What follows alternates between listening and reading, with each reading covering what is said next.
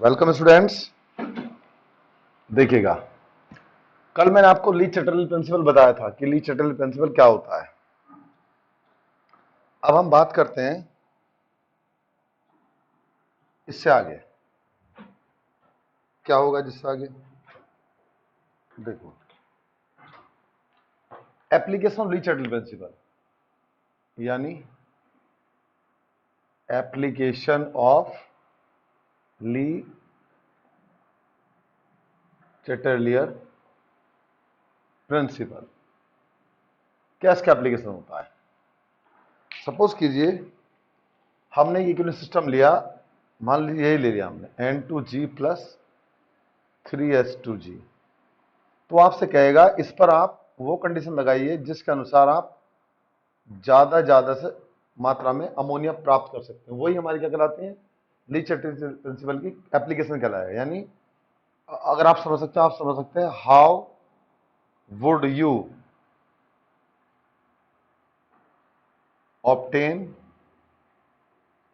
High yield, YIELD, yield माने मात्रा, of NH3 by Le Chatelier principle. ये 12th में क्वेश्चन आता है।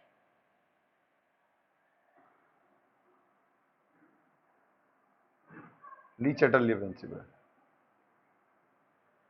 देखिए, और इसमें आपको वो ऐसे लिख के देगा, delta H is equal to, या तो लिखेगा इसमें प्लस हीट ऐसे लिख देगा, या लिखेगा delta H is equal to negative. बात एक ही है। तो आप क्या करेंगे बेटा?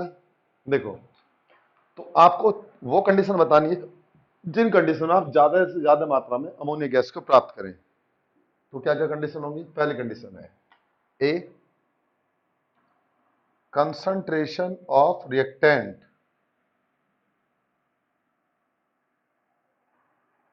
Should increase. हमें क्या करना चाहिए? रिएक्टेंट कंसंट्रेशन को बढ़ाना चाहिए। पहली बात, जितना हम रिएक्टेंट बढ़ाएंगे उतना ही ज्यादा क्या होंगे? हमारे प्रोडक्ट बढ़ेंगे। तो ली चैटरली ने बोला था कि अगर हम रिएक्टेंट की मात्रा बढ़ाते हैं तो जो ज्यादा रिएक्टेंट बने वो हमारे क्या में कन्वर्ट हो जाएंगे? प्रोडक्ट में कन्वर्ट हो जाएंगे। It means we should increase the concentration of reactant. Number two, दूसरा क्या होना चाहिए?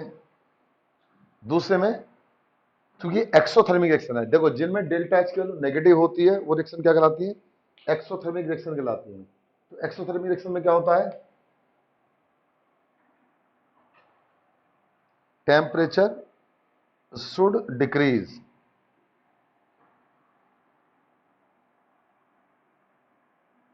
जब हम टेम्परेचर डिक्रीज करेंगे तो रिएक्शन क्या होगी? फॉरवर्ड डायरेक्शन में जाएगी, क्योंकि एक्सोथर्मिक रिएक्शन है। बिकॉज, क्यों बढ़ाना चाहिए? Because it is an exothermic, it is an exothermic reaction, क्योंकि ये एक्सोथर्मिक रिएक्शन होती है। तीसरा क्या होता है? हमने आपको बताया था कि अगर हम, पहला इफेक्ट तो हुआ कंसंट्रेशन का, दूसरा इफेक्ट क्या हुआ? टेम्परेचर का। तीसरा इफेक्ट क्या होता है? Effect of pressure. तो अगर हम प्रेशर बढ़ाते हैं तो रिएक्शन उधर जाती है जिधर कम नंबर ऑफ गैसेस मोल मिलते हैं। तो अगर हम यहाँ इस पूरे इक्विलिब्रियम सिस्टम का प्रेशर बढ़ाएंगे तो रिएक्शन बच्चों किधर जाएगी? जिधर कम नंबर ऑफ गैसेस मोल मिलेंगे। तो इधर गैसेस मोल कितना है? यहाँ पर 2 मोल है, यहाँ पर कितना? 3 + 1 यानी 4 मोल है। तो हमें क्या करना चाहिए? हमें प्रेशर को बढ़ाना चाहिए, तभी रिएक्शन फॉरवर्ड में जाएगी। It means pressure of system should increase. Pressure हमें बढ़ाना चाहिए। प्रेशर बढ़ाएंगे तो इक्विलिब्रियम फॉरवर्ड डायरेक्शन में जाएगा। नंबर 4, वॉल्यूम का इफेक्ट मैंने बताया था, V inversely proportional to P। केवल हर केस में आप ऐसे लिख देंगे क्योंकि आप प्रेशर के बारे में बता देते हैं उससे पहले। नंबर 5, 5 क्या होगा जी?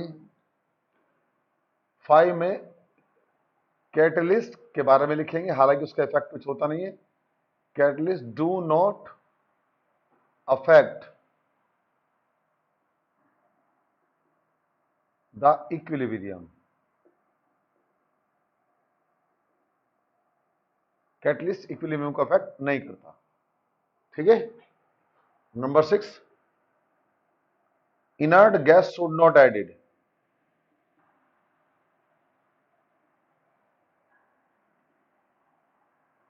हमें इनर्ट गैस नहीं मिलानी चाहिए, क्योंकि अगर इनर्ट गैस मिलाते हैं तो रिएक्शन किधर जाती है, जिधर हमें ज्यादा मोल मिलेंगे। तो अगर बाई चांस हमने इसमें इनर्ट गैस मिला दिया तो जो प्रोडक्ट है वो रिएक्टेंट में टूट जाएंगे, इसका मतलब इनर्ट गैस हमें नहीं मिलानी चाहिए। तो एक क्वेश्चन है आपका लीचेट प्रिंसिपल के अनुसार। अब ये आपने कंडीशन बता दी, ये सारी कंडीशन होगी। तो अगर आपसे पूछे how would you obtain high yield, yield माने मात्रा, of NH3 by Le Chatelier principle, इस कंडीशन को देगा। 12th में भी क्वेश्चन है ये। तो आप ये सारी कंडीशन लिख देंगे। तो वो सारी कंडीशन मैंने आपको कल समझा दी थी कैसे कैसे आएंगी, ठीक है, सारा मैंने डिटेल में एक्सप्लेन किया है। तो प्लीज इसको आप कर देंगे। अब दूसरा क्वेश्चन आता है, दूसरा क्वेश्चन मैं लिखता हूं। दूसरा क्वेश्चन क्या है? दूसरा क्वेश्चन बेटा, हाउ वुड यू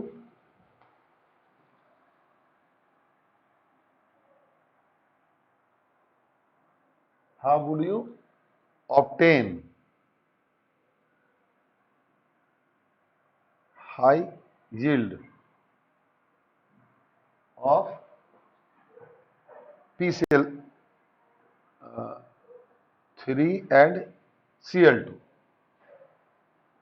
अगर मैंने ये इक्विलिब्रियम ले लिया तो इसमें क्या होगा, जब हमारा PCl5 होता है, ये गैस है, ये डिकम्पोज हो जाता है बेटा PCl3 गैस में और प्लस Cl2 गैस में। और इसमें या तो लिखा होगा माइनस हीट या लिखा होगा डेल्टा H पॉजिटिव, क्योंकि ये रिएक्शन क्या होती है हमारी, एंडोथर्मिक रिएक्शन होती है। तो अब वो कहता है इस रिएक्शन के लिए आप कैसे बताएंगे। तो आप लिखेंगे ए, कंसंट्रेशन ऑफ रिएक्टेंट, ये तो सभी में बात आएगी, शुड इंक्रीज, हमें रिएक्टेंट कंसंट्रेशन बढ़ानी पड़ेगी। बी, बी में क्या होगा, अब देखो प्रेशर हमें अगर बढ़ाते तो रिएक्शन उधर जाती है जिधर हमारे कम नंबर गैसेस मोल मिलते हैं। तो हमें यहाँ क्या करना पड़ेगा, प्रेशर को हमें, चलो पहले टेम्परेचर की बात करते हैं। क्योंकि यहाँ एंडोथर्मिक रिएक्शन है तो टेम्परेचर क्या होना चाहिए, बढ़ाना चाहिए।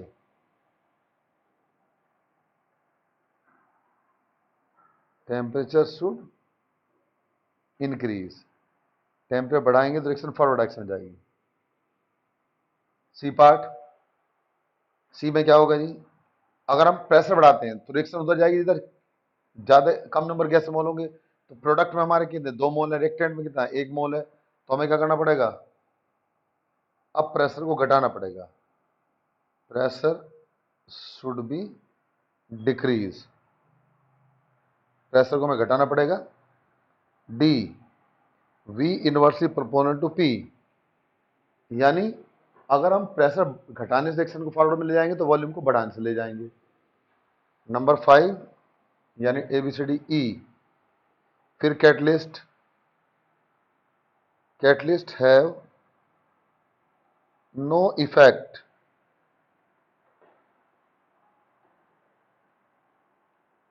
ऑन इक्विलिब्रियम, कैटलिस्ट का इक्विलिब्रियम पर कोई इफेक्ट नहीं होगा। उसके बाद F, inert gas should be added, inert gas should be added, हमें क्या करना पड़ेगा, इनर्ट गैस को मिलाना पड़ेगा।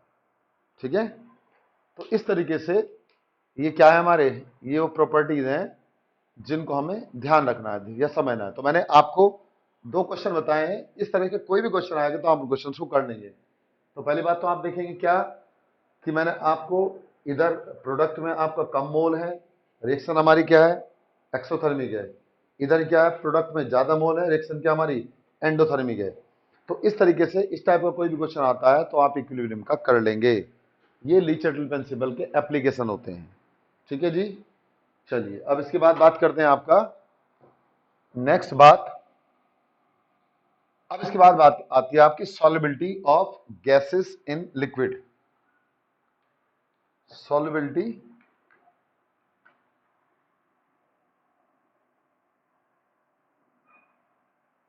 Of gases in liquid. यानी गैसेस की लिक्विड में सॉल्युबिलिटी क्या है, कैसे हम इसको निकाल सकते हैं। पहली बात तो सॉल्युबिलिटी होती क्या है, मैंने आपको बताया था दो तरह के सॉल्यूशन आपने 10th में पढ़ा था, सैचुरेटेड और अनसैचुरेटेड। अनसैचुरेटेड कौन सा होता है, the solution in which more solute can be dissolve, यानी ऐसा सॉल्यूशन जिसमें और भी ज्यादा सॉल्यूट हमारा डिजोल्व किया जा सकता हो, वो अनसैचुरेटेड सॉल्यूशन कहलाता है। दूसरा होता है saturated solution, the solution in which no more solute can be dissolve, जिसमें आप ज्यादा सॉल्यूट डिजोल्व नहीं कर सकते हैं, वो क्या कहलाता है हमारा, उसको बोलते हैं आपका सैचुरेटेड सॉल्यूशन, वो सैचुरेटेड सॉल्यूशन कहलाता है। अब बात आती है सॉल्युबिलिटी क्या होती है।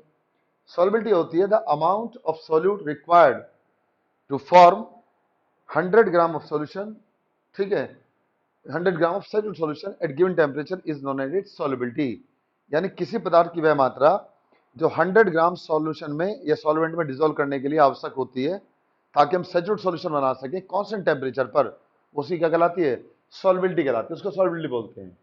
तो देखिए, अगर हम बात करते हैं सॉल्युबिलिटी ऑफ गैसेस की लिक्विड में, तो उसके लिए 11th में पढ़ेंगे आप, 12th में पढ़ेंगे, उसके लिए एक रूल होता है, इसको बोलते हैं Henry law.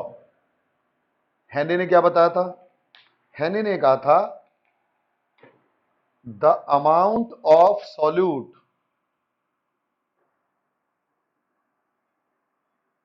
The amount of solute dissolve in given amount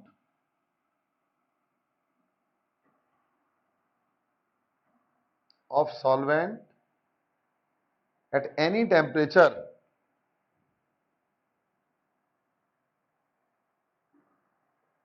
directly proportional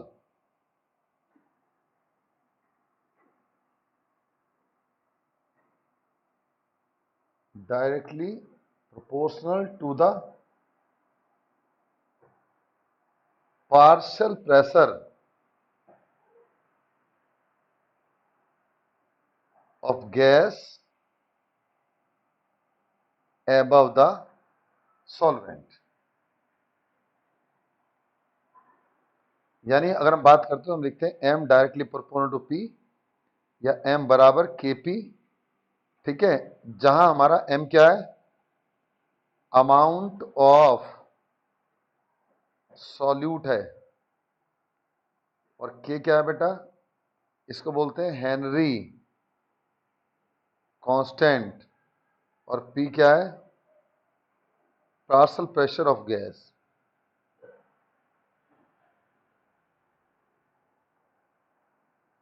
ठीक है, तो अगर आपसे पूछे what is the Henry law, तो आप बताएंगे the amount of solute dissolve in given amount of solvent at any temperature is directly proportional to the partial pressure of gas at given partial pressure of gas above the solvent. यानी जो भी आप solute dissolve कर रहे हैं किसी भी solvent के अंदर, तो उसके अंदर जो आपका पार्शियल प्रेशर है वो क्या होता है, गैस की amount of solute, amount of gas आएगा बेटा, amount of gas dissolve in given amount of solvent at any temperature is directly proportional to the partial pressure of gas। ये आपका आएगा अमाउंट ऑफ गैस। यानी किसी भी बर्तन में अगर आप गैस डालते हैं पर्टिकुलर सॉल्वेंट के अंदर या पर्टिकुलर वेट के अंदर, तो जो गैस की अमाउंट है वो क्या होगी, उसके पार्शियल प्रेशर के डायरेक्टली प्रोपोर्शनल होती है। यानी जितना ज्यादा आप प्रेशर रखोगे उतना ही गैस की मात्रा ज्यादा घुल जाएगी। अब आप इसको समझ सकते हैं एक कोल्ड ड्रिंक के एग्जांपल से। मान लीजिए हमने 300 ml की कोल्ड ड्रिंक ली, उसके अंदर 300 ml हमारा मान लीजिए सॉल्वेंट है, उसके अंदर हमने क्या करा, या सॉल्यूशन है, उसके अंदर हमने क्या करा, गैस को डिसॉल्व किया। तो जब हम गैस को डिसॉल्व करते हैं तो जितना ज्यादा गैस का प्रेशर रखेंगे उतनी गैस की मात्रा ज्यादा डिसॉल्व होती चली जाएगी। इसी को बोलते हैं आपका हेनरी लॉ, ये हेनरी लॉ कहलाता है। अब इसका एप्लीकेशन कहाँ कहाँ होता है, तो इसका एप्लीकेशन होता है पहली बात तो ब्रेवरीज इंडस्ट्री में, जहां पर हमारी कोल्ड ड्रिंक बनाई जाती है या आपका बियर वगैरह बनाई जाती है। तो जब हम कोल्ड ड्रिंक को सील करते हैं तो हाई प्रेशर पर करते हैं, हाई प्रेशर से करेंगे तो उसमें क्या होगा, CO2 की मात्रा घुल जाएगी। क्यों, क्योंकि जब हम उसको ओपन करते हैं तो वहां पर क्या होता है, प्रेशर घट जाता है। जो प्रेशर आप 1 atm हमारे ऊपर लग रहा है वही उस टाइम क्या होता है, बोतल के ऊपर होता है। तो जब प्रेशर घटेगा तो गैस की सॉल्युबिलिटी घटेगी और जब गैस की सॉल्युबिलिटी घट जाती है तो गैस क्या होती है, वहां से निकलती है, और जब वो निकलेगी तो फिज की आवाज करेगी, फिज की तरह आवाज आती है आपको, क्योंकि प्रेशर घटा तो सॉल्युबिलिटी घटी, तो जो गैस है एक्सेस वो बाहर निकल जाएगी, बस उसमें उतनी रहेगी जो आपको टेस्ट के लिए आवश्यक है। तो पैरेलल एप्लीकेशन है। तो कोल्ड ड्रिंक को हमेशा हाई प्रेशर पर सील किया जाता है। दूसरी बात, स्कूबा डाइवर्स, पढ़ा होगा आपने स्कूबा डाइवर्स के बारे में। स्कूबा डाइवर्स क्या होते हैं, जो गोताखोर होते हैं, जब वो नीचे जाते हैं समुद्र के अंदर तो उनके पीठ पर क्या होता है, एक सिलेंडर लगा होता है गैस का, उसमें एयर भरी रहती है और उसके अंदर नाइट्रोजन होती है। तो जैसे जैसे नीचे जाते हैं प्रेशर बढ़ता है, प्रेशर बढ़ेगा तो गैस की मात्रा हमारे ब्लड के अंदर बढ़ती चली जाती है, ऑक्सीजन तो यूटिलाइज हो जाएगी और नाइट्रोजन हमारे इन वेन्स के अंदर डिजोल्व हो जाती है ब्लड के अंदर। लेकिन हम ज्यादा नीचे नहीं जा सकते हैं, उसके स्कूबा डाइवर्स लगभग 500 मीटर से ज्यादा नहीं जा पाएंगे वो, क्योंकि प्रेशर बहुत ज्यादा हो जाता है।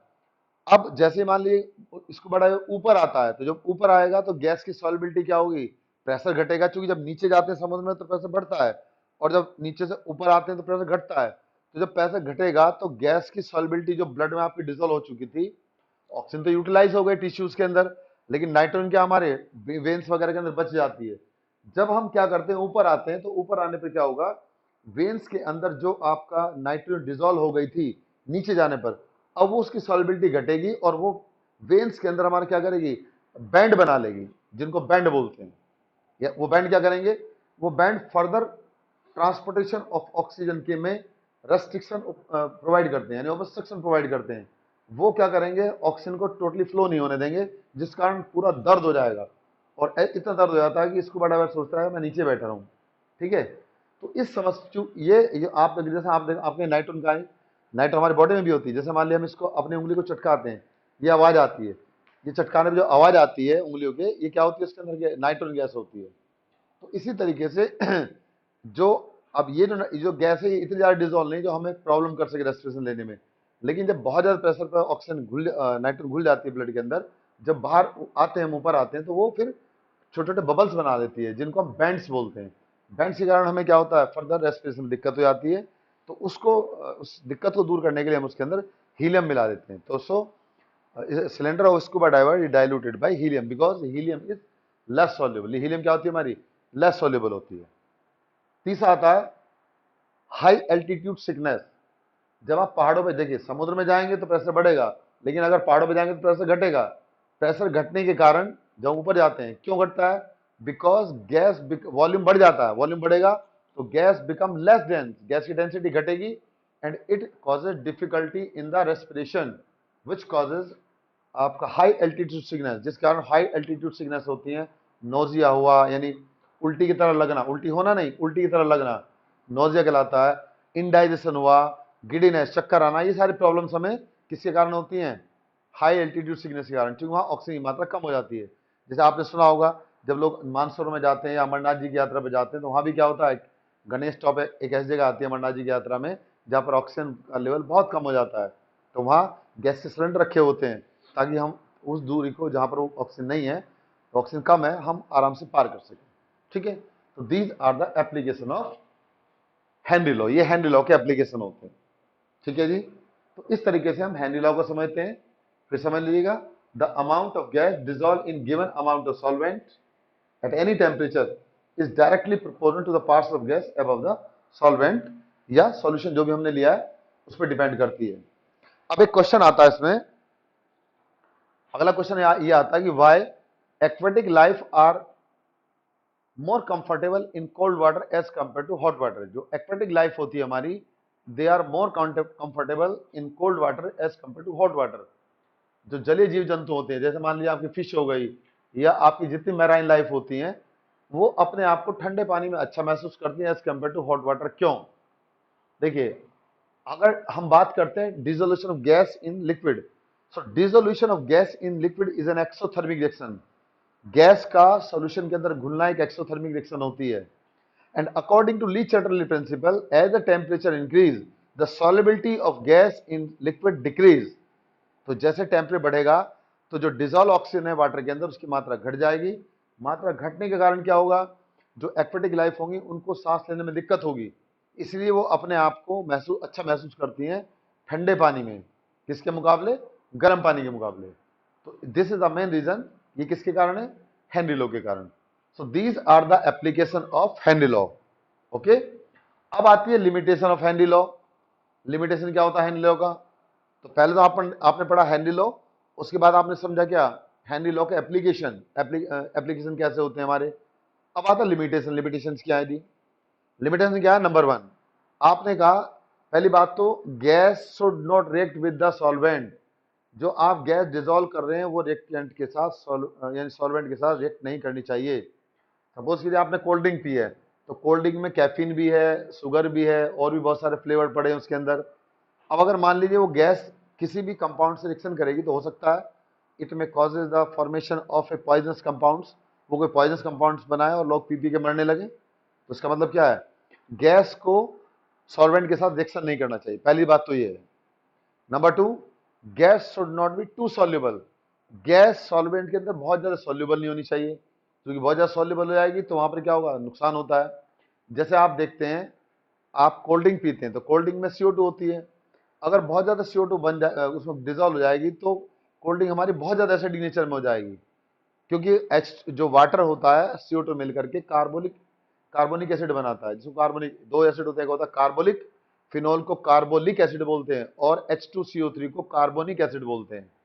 तो ये कार्बोनिक एसिड बनाती है, जो क्या करता है? एसिडिक नेचर में होता है। अगर वो कार्बोनिक, अगर मान लीजिए CO2 की मात्रा उसमें नहीं होगी कोल्ड ड्रिंक में, तो आपको टेस्ट नहीं आएगा। आप क्या करते हैं? अगर मान लीजिए कोल्ड ड्रिंक को खोल के रख देते हो, तो धीरे धीरे क्या होता है? उसके अंदर से CO2 इवॉल्व हो जाती है, और बाद में शाम को, मान लीजिए सुबह आपने कोल्ड ड्रिंक खोली, शाम को आपने पी, ढक्कन खुला छोड़ दिया, तो आपको उसमें टेस्ट नहीं आएगा, क्योंकि उसके अंदर CO2 की मात्रा नहीं है। तो these are the limitation of and application of Henry law. दो हो गए। तीसरा क्या है? Temperature should not too low. अब जो हम टेम्परेचर ले रहे हैं सॉल्यूशन का, बहुत ज्यादा कम नहीं होना चाहिए, otherwise gas will freeze. Gas क्या होगी? उसमें जम जाएगी। आपने देखा हो कोल्ड ड्रिंक जब आप जमा देते हैं तो उसमें आपको कोल्ड ड्रिंक पीने में मजा नहीं आता है, क्योंकि गैस प्रॉपर्ली उसमें से नहीं निकल पाती है। चौथी बात आती है आपका, 3 पॉइंट हो गए। अब चौथा आता है pressure should not too high. Pressure हमारा बहुत ज्यादा हाई भी नहीं होना चाहिए, क्योंकि अगर आप प्रेशर बहुत हाई कर देंगे, मान लीजिए आपने कोल्ड ड्रिंक को सील कर दिया, आपने कहा जी प्रेशर हाई रखना चाहिए, हाई तो, लेकिन बहुत ज्यादा हाई नहीं है। अगर आप उसे बहुत ज्यादा हाई कर देंगे, तो जब आप कोल्ड ड्रिंक को, सपोज कीजिए आपने मार्केट में कोल्ड ड्रिंक लेने जाते हैं, आपने कोल्ड ड्रिंक को क्या हुआ, पहले कांच की बोतल भी आती है, आपने देखा होगा, आपको उन्होंने मान लीजिए सनलाइट में रख दिया, तो जब टेम्परेचर बढ़ेगा तो प्रेशर बढ़ेगा, प्रेशर बढ़ेगा तो वहां पर क्या होगा? बोतल फट जाएंगी। तो जब बहुत ज्यादा प्रेशर करोगे तो बोतल क्या होगी? फट जाएगी। इसलिए हमारा प्रेशर बहुत ज्यादा भी नहीं होना चाहिए। तो these are the application and limitation of Henry law. ठीक है जी। तो ये हमारी बात हुई आपकी इक्विलिब्रियम के बारे में, और आपका हेनरी लॉ, डिचर्टल प्रिंसिपल, और law of mass action, KP/KC वगैरह वगैरह। अब हम आगे चलते हैं, हम बात करते हैं आयनिक इक्विलिब्रियम की। अभी आपने पढ़ा फिजिकल केमिकल इक्विलिब्रियम, लेकिन अब क्या है? ये जो इक्विलिब्रियम था ये मॉलिक्यूल के बीच में था, अब यहां पर क्या है? Ionic equilibrium. यानी इसका नेक्स्ट पार्ट स्टार्ट होता है, जिसको बोलते हैं आयोनिक इक्विलिब्रियम। अब आप कहेंगे आयनिक इक्विलिब्रियम क्या होता है? यानी जब हमारा इक्विलिब्रियम सेटअप होता है ions and in its aqueous solution, यानी कोई आपने सोल्यूट लिया, उसको एक्वस सॉल्यूशन में घोल दिया, और उसकी आयन वगैरह में क्या हुआ? इक्विलिब्रियम सेटअप हुआ, तो वो क्या कहलाता है? आयनिक इक्विलिब्रियम कहलाता है। तो आप लिखेंगे द इक्विलिब्रियम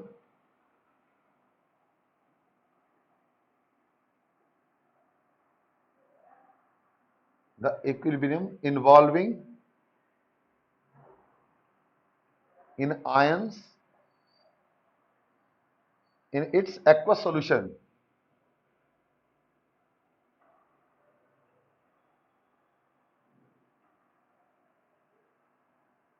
is called, क्या कहलाएगा वो?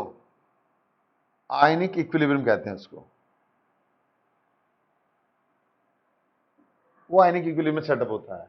ठीक है, यानी equilibrium involving in ion in its aqueous solution is called ionic equilibrium.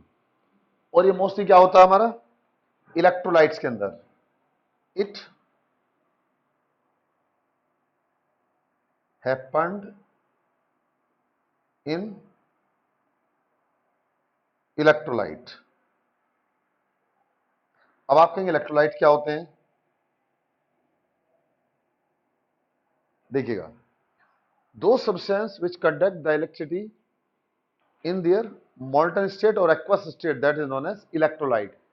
यानी ऐसे सब्सटेंस जो इलेक्ट्रिसिटी को पास करते हो अपनी एक्वस स्टेट में या मॉल्टन स्टेट में। अब आप कहेंगे एक्वस और मॉल्टन का मतलब क्या होता है? एक्वस का मतलब है जब किसी चीज को वाटर में घोल के बनाते हैं तो एक्वस कहलाता है, और मोल्टन का मतलब होता है जब उसे पिघला देते हैं तो उसकी मोल्टन स्टेट कहलाती है। तो जब कोई सब्सटेंस इलेक्ट्रिसिटी को पास करता है एक्वस या मोल्टन स्टेट में, उनको हम इलेक्ट्रोलाइट कहलाते हैं। यानी दो substance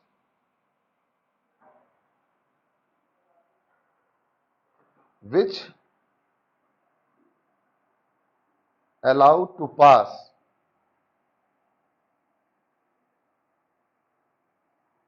the passage of electric current through them, electric current through them,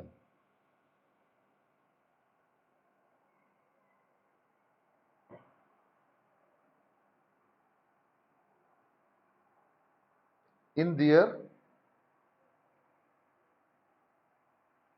molten or aqueous state।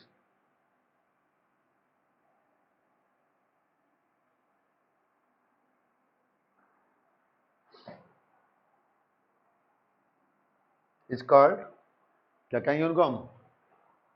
उनको हम इलेक्ट्रोलाइट बोलते हैं बेटा।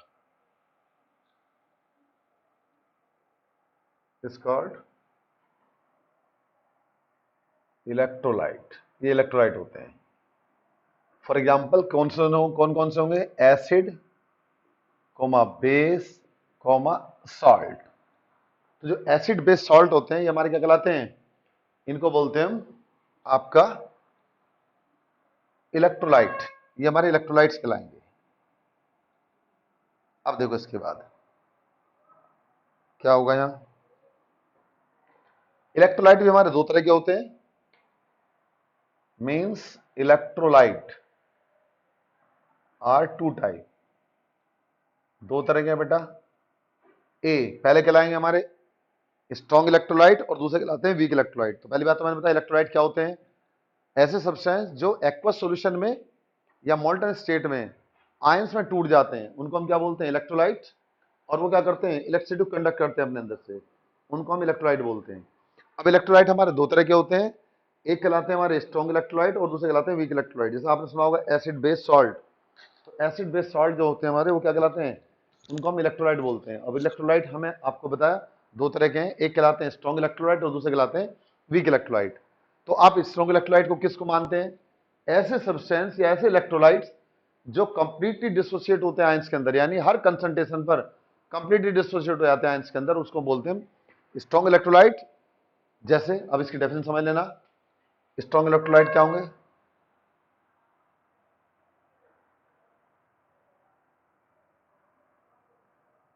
यानी दो substance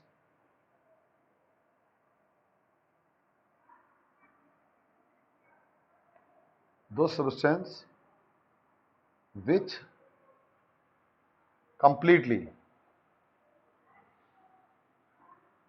completely dissociate into ions,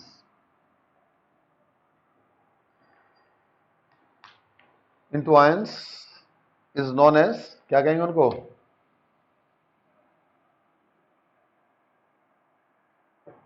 is known as strong electrolyte बेटा। फॉर एग्जाम्पल बात करते हैं जनरली, जो भी स्ट्रॉन्ग एसिड है HNO3, H2SO4 को मान लेते हैं, लेकिन H2SO4 में थोड़ी थोड़ी गड़बड़ हो जाती है कहीं, क्योंकि यहाँ इक्विलिब्रियम सेटअप हो जाता है। उसके बाद आपके स्ट्रॉन्ग बेस सुना होगा NaOH और QH, इनसे बने सॉल्ट NaCl, KCl या आपका NaNO3 ETC, ये सब क्या होते हैं? ये सब के हमारे स्ट्रॉन्ग इलेक्ट्रोलाइट्स कहलाते हैं। तो यानी दो substance which completely dissociate into ions is known as strong electrolytes. For example HCl, HNO3, H2SO4। हालांकि H2SO4 में थोड़ा प्रॉब्लम आती है, NaOH, KOH, NaCl, KCl, लेकिन फिर भी हम मान लेते हैं इसको। तो ये हमारे क्या कहलाते हैं? स्ट्रॉन्ग इलेक्ट्रोलाइट्स कहलाते हैं। दूसरे आते हैं हमारे वीक इलेक्ट्रोलाइट्स। अब वीक इलेक्ट्रोलाइट्स कौन से होते हैं?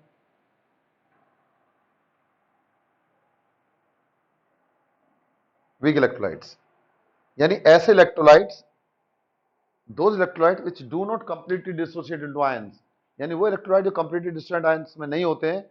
And there exist an equilibrium, जहां पर एक इक्विलिब्रियम सेटअप होता है between undissociated molecule and its ion. यानी वहां पर क्या होगा, जो अनडिसोसिएटेड मॉलिक्यूल है और उसकी आयन के बीच में एक इक्विलिब्रियम सेटअप हो जाता है, वो क्या कहलाता है? हमारे वीक इलेक्ट्रोलाइट्स कहलाते हैं। तो जो इक्विलिब्रियम है वो स्ट्रॉन्ग में सेटअप नहीं होता है, वो केवल किस में होता है? वीक इलेक्ट्रोलाइट में। तो आप लिखेंगे those electrolyte which do not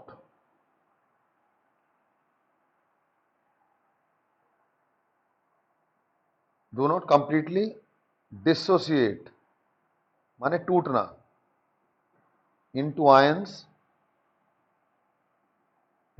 at all, into ions, but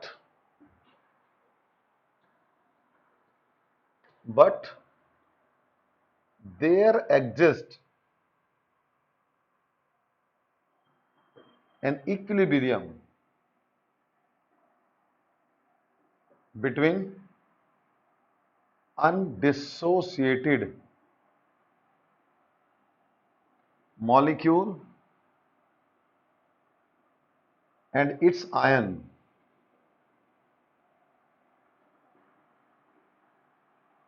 is called, क्या कहलाते हैं हमारे? Weak electrolyte. उनको हम वीक इलेक्ट्रोलाइट बोलते हैं। फॉर एग्जाम्पल, जनरली आप इनको ध्यान रखना, यही हम मोस्टली एग्जाम्पल में आते हैं आपके यहाँ, इन्हीं का यूज है। एग्जाम्पल क्या बेटा? आप लेंगे एसिटिक एसिड यानी CH3COH, उसके बाद आपका अमोनियम हाइड्रोक्साइड, ये एसिड है, बेस है। उसके बाद ये सॉल्ट है आपका CH3CONH4 अमोनियम एसिड, या हाइड्रोसाइनिक एसिड यानी HCN। ठीक है, तो ये सब क्या होते हैं हमारे? ये सब हमारे आपका क्या कहलाते हैं? वीक इलेक्ट्रोलाइट्स कहलाते हैं। इनको वीक इलेक्ट्रोलाइट बोलते हैं। तो स्ट्रॉन्ग इलेक्ट्रोलाइट और वीक इलेक्ट्रोलाइट, तो समझ में आया आपका? एसिड इलेक्ट्रोलाइट्स क्या होते हैं, वीक इलेक्ट्रोलाइट्स क्या होते हैं, और इनके अंदर क्या होता है? डिसोसिएटेड और अनडिसोसिएटेड मॉलिक्यूल के बीच में एक इक्विलिब्रियम सेटअप हो जाता है, जिसको बोलते हैं हम आयनिक इक्विलिब्रियम। अब बात आती है यहां पर एसिड के बारे में, एसिड बेस के बारे में। तो एसिड बेस के बारे में 3 थ्योरी दी गई थी, यानी acid base theory.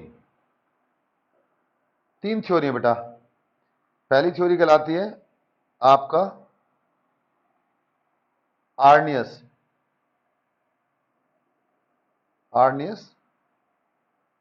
Theory of acid base, Arrhenius theory कहलाती है। दूसरी कहलाती है आपका Bronsted Lowry theory, Bronsted Lowry theory, इसको ब्रोंस्टेड लोरी थ्योरी बोलते हैं। और तीसरी कहलाती है आपका Lewis theory.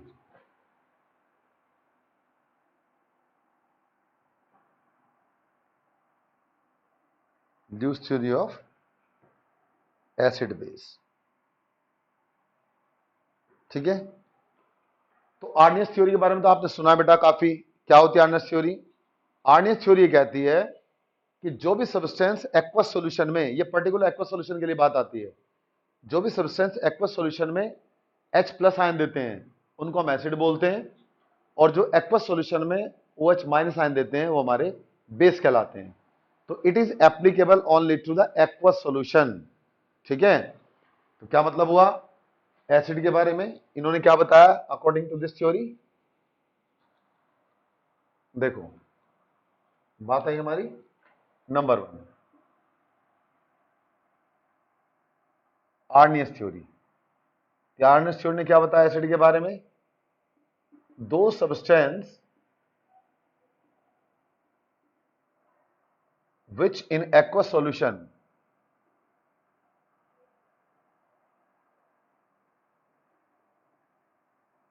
give H plus ion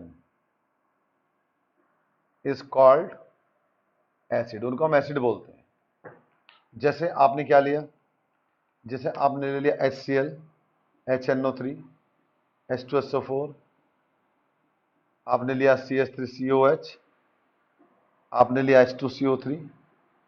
जब हम इनको डिसॉल्व करेंगे वाटर के अंदर तो क्या देंगे? मान लीजिए हमने एसिड लिया HCl, तो ये क्या देगा एक्वा सोल्यूशन में? यहां लिख देंगे H2O, तो क्या बनाएगा? H plus ion plus Cl minus ion. ठीक है, तो ये क्या कर रहे हैं? एक्वा सोल्यूशन के अंदर वाटर दे रहे हैं, तो यानी H प्लस आयन दे रहे हैं, तो ये क्या कहलाएंगे? लुईस एसिड कहलाते, सॉरी इनको बोलते हैं आर्नियस एसिड। उसके बाद आता है बेस। बेस क्या है? दो substance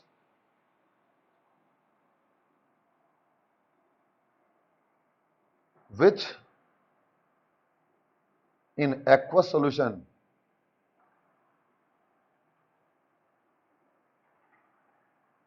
give OH minus ion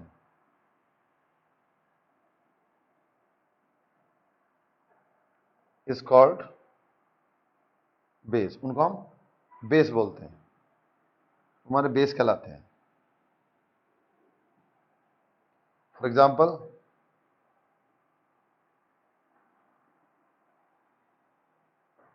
example NaOH, KOH, CaOH whole twice या MgOH होल ट्वाइस ETC। तो जब हम इनको वाटर में डिसॉल्व करेंगे तो क्या बनाएंगे? सपोज कीजिए मैंने NaOH लिया, तो NaOH क्या करेगा? NaOH टूट जाएगा Na प्लस आयन में प्लस OH माइनस आयन में। तो जो सब्सटेंस एक्वस सॉल्यूशन में क्या देते हैं? OH माइनस देते हैं, उनको हम बेस बोलते हैं। जो H प्लस आयन देते हैं वो एसिड कहलाते हैं। तो this is the acid base theory of Arrhenius. ये आर्नियस की एसिड बेस थ्योरी कहलाती है। Thank you.